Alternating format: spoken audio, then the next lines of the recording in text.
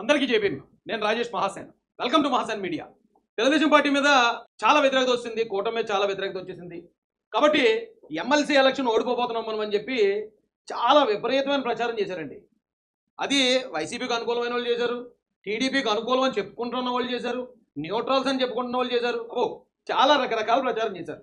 అయితే ఆ ప్రచారాలన్నింటికి కూడా రాష్ట్రంలో ఉన్న ప్రజలు, ముఖ్యంగా గ్రాడ్యుయేట్లు, అంటే గ్రాడ్యుయేట్ అంటే ఏంటి, మినిమం నాలెడ్జ్ ఉంటుంది వాళ్ళకి. మినిమం నాలెడ్జ్ అంటే రాజకీయాల మీద, కామన్ మ్యాన్ ఎక్కువగా రాజకీయాల గురించి ఆలోచించడండి. కానీ గ్రాడ్యుయేట్స్ అలా కాదు. అలాంటి గ్రాడ్యుయేట్స్ ఇచ్చిన తీర్పు గులాబ్ జామ్ అయిపోయి ఇచ్చారండి. అదే వివరాలకు వెళ్ళేటప్పుడు మనం వైఎస్ఆర్సీపీ అఫీషియల్ పేజ్లో ఒకసారి చూద్దాం. వైసీపీ అఫీషియల్ పేజ్లో జస్ట్ నౌ ఇప్పుడే పెట్టారు, కొత్త కాకిలెక్కలు తప్ప చంద్రబాబు నాయుడు గారి బడ్జెట్లో ఏ పథకానికి డబ్బు కేటాయించలేదు, ఊరికనే ఊరించి చివరికి ఏదో చేశారని చెప్పి మన జగన్మోహన్ రెడ్డి గారితో ఒక అందమైన ఫోటో ఒకటి తీసి చక్కగా ఈ పోస్టర్ గ్లామర్ వచ్చేలాగా అన్నను పెట్టి వేశారు. ఏమంటే చంద్రబాబు నాయుడు బడ్జెట్లు చూస్తే మొదటి ఏడాది కేటాయింపులు అరకొర బడ్జెట్ అట, ఏడాది బడ్జెట్ కూడా ఇంచుమించి అదే పోలికలు కనిపిస్తున్నాయట. చిన్నపిల్లలు కూడా మోసం చేసేసారట చంద్రబాబు నాయుడు గారు. జగన్మోహన్ రెడ్డి గారు మైకట్టుకుని వచ్చారు. ఏమంటారండి, స్కూల్కి వెళ్ళి ప్రతి విద్యార్థికి 15,000 ఇస్తున్నారు, కానీ ఇవ్వలేదు అని చెప్పడానికి ఈ పోస్టర్ తయారు చేశారు. 87,000 మంది ఏ లెక్కలు మొత్తం కాకి లెక్కలు ఏదో రాసుకొచ్చారు. ఏమంటే తర్వాత ప్రతి మహిళకు 36,000కి ఎగనామం పెట్టేశారని రాశారు. ఆడబిడ్డ నిధి కింద మహిళలు ప్రతి నెల 1,500 అన్నారు, కానీ అది ఇవ్వలేదని రాశాడు. బాబు షూరిటీ మోసం గ్యారంటీ అని రాసుకున్నారు. ఏమంటే ఉద్యోగాలు ఇవ్వలేదు, నిరుద్యోగ భృతి ఇవ్వలేదని రాశారు. అబద్ధాలు మోసాలు చెప్తున్నారు చంద్రబాబు నాయుడు గారు అని రాశారు. ఏమంటే బాబు షూరిటీ మోసం గ్యారంటీ. చూడండి, ఇలాగా మనం అన్ని చూసుకుంటూ వెళ్తే జగన్మోహన్ రెడ్డి గారు చంద్రబాబు నాయుడు గారు ఇచ్చిన పథకాలు ఏమి ఇవ్వలేదు, సూపర్ సిక్స్ ఇవ్వలేదు. ప్రజలు తీవ్ర వ్యతిరేకత ఉన్నారు. ప్రజలు గొలగోలు చేస్తున్నారు, రోడ్ల మీదకి వచ్చి లఘుదీపం నరిసేస్తున్నారని చెప్పి వీళ్ళు చాలా రోజుల నుంచి ప్రచారం చేస్తున్నారండి. అరే మొత్తం కూటమి మీద, చంద్రబాబు నాయుడు గారి మీద రాష్ట్ర ప్రజలందరూ తిరగబడిపోతున్నారు అని చెప్పేవారు. నేను అప్పుడు ఒకసారి అన్నాను ఒక వీడియోలో, నిజంగా ప్రజల్లో వ్యతిరేకత వస్తే ప్రజలు రోడ్డుకి తెరలే, మీరు ఇంకా కంగారు పడకండి. ఎందుకంటే ఆ సూపర్ సిక్స్ని వైసీపీ వాళ్ళు మీరేం నమ్మలేదు కదా, మీరు నమ్మకే కదా ఫ్యాన్ గుర్తు కొట్టేశారు. నమ్మిన వాళ్ళు ఎవరైతే ఉన్నారో కూటమి కొట్టేసిన వాళ్ళు అడుగుతారు, వాళ్ళకి అవసరం అయినప్పుడు అది ఏదో మోసం జరుగుతున్నప్పుడు వాళ్ళు అడుగుతారు, మీరెందుకు కంగారు పడతారు వాళ్ళ తరపున అని చెప్పి అప్పుడు చెప్పాను. అయితే ఇప్పుడు ప్రజలు చెప్పారు, వైసీపీ వాడికి ప్రజలు ఎలా చెప్పారు తెలుసండి. కూటమి ఓట్ల సునామీ, 2 ఎమ్మెల్సీ స్థానాల్లో భారీ మెజార్టీతో గెలుపు, ఆలపాటి రాజేంద్ర ప్రసాద్కు 82,320 ఓట్ల ఆధిక్యం, పేరాబత్తుల రాజశేఖరానికి 77,421 కోట్ల ఆధిక్యం, ఎన్డీఏ ప్రభుత్వంపై ప్రజల్లో చిక్కు చెదరని ఆదరణ. ఏమండి ఇది ఎక్కడ జరిగింది తెలుసండి, దాదాపు 9 నెలల క్రితం జరిగిన సాధారణ ఎన్నికల్లో 164 అసెంబ్లీ స్థానాలు, 21 లోక్సభ స్థానాలు గెలుచుకున్న కూటమికి ప్రజల్లో ఆదరణ చిక్కు చెదరలేదనడానికి ఇదొక నిదర్శనం. కృష్ణా, గుంటూరు, పశ్చిమ గోదావరి, తూర్పు గోదావరి చాలా పెద్ద పెద్ద నియోజకవర్గాలు ఇవి. ఈ 2 జిల్లాల్లో, అంటే గోదావరి జిల్లాలో 34 నియోజకవర్గాలు ఉన్నాయి, కృష్ణా గుంటూరులో దాదాపుగా 30 పైన ఉంటాయి. అంటే దాదాపు ఒక 60-65 నియోజకవర్గాల్లో జరిగిన ఎలక్షన్ ఇది. 60-65 నియోజకవర్గాల్లో జరిగిన ఈ ఎలక్షన్లో కంప్లీట్గా కూటమికి ప్రజలందరూ, గ్రాడ్యుయేట్లు అందరూ ఓటేశారండి. మళ్ళీ మామూలుగా కాదండి, మెజారిటీలు చూసారు ఎంత ఉంటున్నాయో. అంటే 77,000 ఒకటి, 82,000 ఒకటి. నాకు తెలిసి రెండో ప్రాధాన్యత ఒకటి కూడా చూడక్కర్లేదు, డైరెక్ట్ గెలుపు. 2 చోట్లగా పోటీ చేస్తే 2 చోట్ల కూడా ఇంత ప్రాధాన్యత ఇచ్చి ప్రజలు ఎందుకు నెగ్గించారు? మరి నిజంగా జగన్మోహన్ రెడ్డి గారు అన్నట్టు సూపర్ సిక్స్ ఇవ్వలేదనో, మరొక ఇంకోటి ఇవ్వలేదనో ప్రజల్లో వ్యతిరేకత ఉంటే మరి నోట్లు ఎలా పడతాయి? ఎంతమంది గ్రాడ్యుయేట్లు ఎలాగేస్తారు ఓటు? గ్రాడ్యుయేట్ అంటే సమాజం మీద అవగాహన ఉన్న వాళ్ళే కదా వాళ్ళంతా. జగన్మోహన్ రెడ్డి గారు అధికారంలో సూపర్ పవర్లో ఉన్నప్పుడే పులివెందులతో సహా ఆ Kadapa MLC, graduate MLC Telugu Desam party నెగ్గింది బ్యాలెట్ ఓటింగ్. ఇంత భారీ మెజారిటీ ఇచ్చి తెలుగుదేశం పార్టీ మీద, కూటమి మీద ప్రజలకున్న నమ్మకం కించిత్తు కూడా తొలగలేదు. పూర్తి నమ్మకంతో ఉన్నారు. వాళ్ళ పథకాలు ఈవేళ కాదు రేపు వస్తాయి, రేపు కాదు ఎల్లుండి వస్తాయి, కానీ రాష్ట్రం అభివృద్ధి చెందడానికి అన్ని బాటల్లో పడుతున్నాయి. రాజధాని, పోలవరం, రోడ్లు, లేదా స్టీల్ ప్లాంట్, కొత్త కొత్త ఇండస్ట్రీలు, కొత్త కొత్త పెట్టుబడులు, ఇవన్నీ చూసిన గ్రాడ్యుయేట్స్కి రాష్ట్రం అభివృద్ధి చెందుతుంది. అభివృద్ధే కదా మెయిన్, గవర్నమెంట్ చేయాల్సింది అదే కదండి.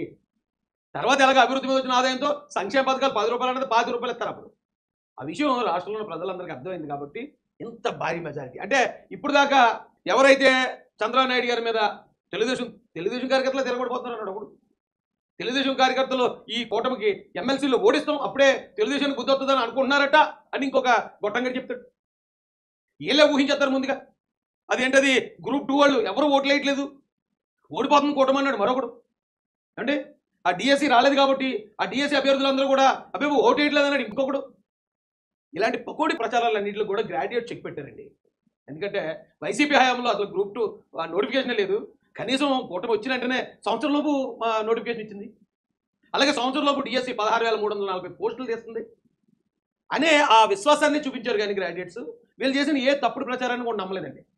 ఆవేళ ఓడిపోతుంది కూటమి అన్న వాళ్ళు కూడా ఈ రోజున కూటమి మీద వ్యతిరేకత లేనట్టు ఇలాగైతే భలే ఆడతారా బాబు డ్రామాలు మీరు. దీంతోపాటు మరొకటి కూడా చూడాలండి మనం. వైసీపీలో కొంతమంది చేసే ప్రచారం ఏంటంటే ఇప్పుడు ఉత్తరాంధ్రలో టీచర్స్ ఎమ్మెల్సీ జరిగింది. ఆ టీచర్స్ ఎమ్మెల్సీకి సంబంధించి అది తెలుగుదేశం పార్టీ సమర్థించిన వాళ్ళు అంటే కూటమి ఎవరినైతే బలపరిచిందో వాళ్ళు ఓడిపోయారు, వైసీపీ బలపరిచిన అభ్యర్థి గెలిచాడు అక్కడని చెప్పి ఓ తప్పుడు ప్రచారం కూడా చేసుకుంటున్నారు. ఏదో గుడ్లో మెల్ల వాళ్ళ సొనకానందం వాళ్ళు పండవండి. అయితే దానికి వాళ్ళు చెప్పే కారణం ఏంటి?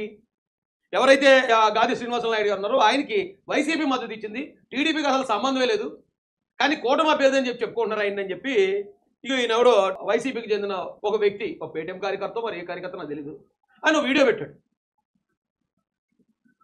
ఈ జేటీడీపీ అడ్మిన్ గుట్లేని చూసి మాత్రం కాల రెగేస్తారండి. ఎందుకంటే నేను ఇంటర్ఫీలు నాకంటే ఇంకా ఏమీ తెలియని వాళ్ళు ఎవరున్నారు అన్నప్పుడు ఈ జేటీడీపీ అడ్మిన్ గుట్లేదని చూసి పవన్ గాదే శ్రీనివాసరావు ప్రస్తుతం విజయం సాధించి బయటకు వస్తా ఉన్నారు. మనతో పాటు ఉన్నారు, మాట్లాడదాం. సార్, మీ గెలుపుకు దోహదపడినటువంటి అంశాలు ఏమని భావిస్తున్నారు? ఏ విధంగా ఉపాధ్యాయుల పక్షాన పనిచేయడమే నా గెలుపుకి ప్రధాన కారణం. అంటే మీ గెలుపుని రాజకీయ తమ ఖాతాలో వేసుకునేటువంటి ప్రయత్నం చేస్తున్నారు. దానిపై మీ నా దగ్గర రాలేదు సార్. అలాగే అంటే అచ్చెన్నాయుడు నేరుగా శ్రీనివాసరావుకి మేము మద్దతు ఇచ్చాము, ఆయన గెలుపులో మా పాత్ర ఉందని నాకు తెలియదు. మొత్తం మీద ఇక్కడ దీన్ని వైసీపీ వాళ్ళు ఎలా మారుతున్నారంటే అండి, ఆయన దగ్గరికి వెళ్ళి ఒక సాక్షి జర్నలిస్ట్ అడిగాడు, అంటే మీ గెలుపు కారణం ఏంటంటే నా గెలుపు నేను టీచర్ల కోసం పనిచేయడమే నా గెలుపు కారణం అన్న. టీచర్లు ఆ నియోజకవర్గం చాలా తక్కువ, అంటే చాలా తక్కువ ఓటింగ్. ఈయనకి 7,000 ఓట్లు పడ్డాయి, మరొక ఆయనకు 6,000 పడ్డాయి, ఇంకొక ఆయన చాలా చిన్న ఓటింగ్ అది. ఆ ఓటింగ్లో టీచర్స్కి సంబంధించిన ఎలక్షన్ అది. అందుకే ఏ పార్టీ తరఫున కూడా ఏ గుర్తు తరఫున ఎవరు పోటీ చేయలేదు, అక్కడ కూటమి తరఫున ఎవరు పోటీ చేయలేదు. అయితే ఈయన్ని అడిగినప్పుడు చాలా తెలుగు అడిగాడు ఆ జర్నలిస్ట్, మీరు ఇలాగ కూటమి మెజారిటీతో నెగ్గాలని అన్నారని కొంతమంది, అంటే అదే నాకు తెలియదండి, నా దాకా రాలేదండి అన్నాడు. రెండోది, అచ్చెన్నాయుడు గారు మీ గురించి ఇలాగ అంటున్నారండి, అచ్చెన్నాయుడు గారు మీరు కూటమి సపోర్ట్తోనే నెగ్గారని అంటున్నారండి. అంటే ఏమోనండి మరి నాకు తెలీదు అన్నాడు. అంటే దాని అర్థం ఏంటంటే ఎవరైనా అలాగ అనుకుంటున్నారేమో నాకు తెలీదు, కూటమి నెగ్గించిందని ఎవరు అనుకుంటారన్న కదా, అలా ఎవరు అనుకుంటారో నాకు తెలియదు అన్నాడు ఫస్ట్. రెండోది, అచ్చెన్నాయుడు గారు ఏమన్నారో నాకు తెలియదు అన్నాడు. దానికి వీళ్ళు ఎలా ప్రచారం చేస్తారంటే కూటమి అంటే ఏంటో నాకు తెలియదు అన్నాడు, కూటమి సపోర్ట్ అంటే ఏంటో నాకు తెలియదు అన్నాడు. మరి భలే వాడతారు ఈ డమ్మాబుస్ నాటకాలే కదా మనల్ని ఇక్కడ దాకా తీసుకొచ్చాయి. కొంచెం కాదు కొంచెం అన్నా మనం మాట్లాడే దాంట్లో న్యాయం ఉంటే ప్రజలు దాన్ని యాక్సెప్ట్ చేస్తారు. ఈవేళ మనం కూటమి గెలిచిన దగ్గర నుంచి ఈ రోజు దాకా చాలా తప్పుడు ప్రచారాలు చేశారు. మీరు ఎన్ని తప్పుడు ప్రచారాలు చేసినా మళ్ళీ వచ్చే ఒక ఎలక్షన్ వచ్చింది, మళ్ళీ ధూమ్ధామ్గా వచ్చేసింది. ధూమ్ధామ్గా మామూలు మెజారిటీ కాదు, సగాన పైగా మెజారిటీలతో 67%, 62% ఉన్నాయి. 51% వస్తే గెలుపు. ఎక్కడ 62%? అయినా మనం ఇంకా బుద్ధి తెచ్చుకోకపోతే ఎలాగండి? అయితే ఇదే శ్రీనివాసరావు నాయుడు గారు చంద్రబాబు నాయుడు గారిని కలుసుకున్నారు.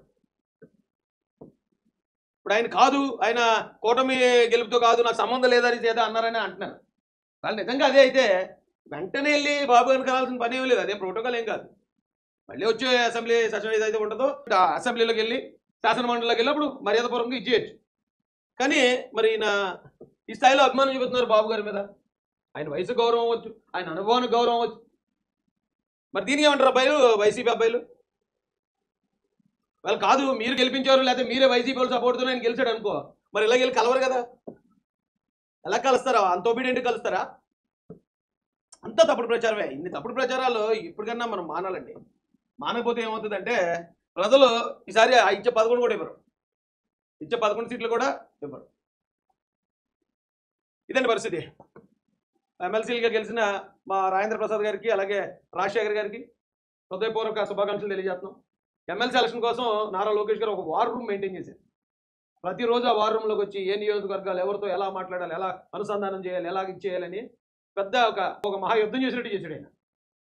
ఆయనకు కూడా హృదయపూర్వక ధన్యవాదాలు తెలియజేస్తూ లోకేష్ గారికి కూడా జై భీమ్, జై భారత్, జై జై మాసేన, జై తెలుగుదేశం, జై చంద్రబాబు, జై జై లోకేష్.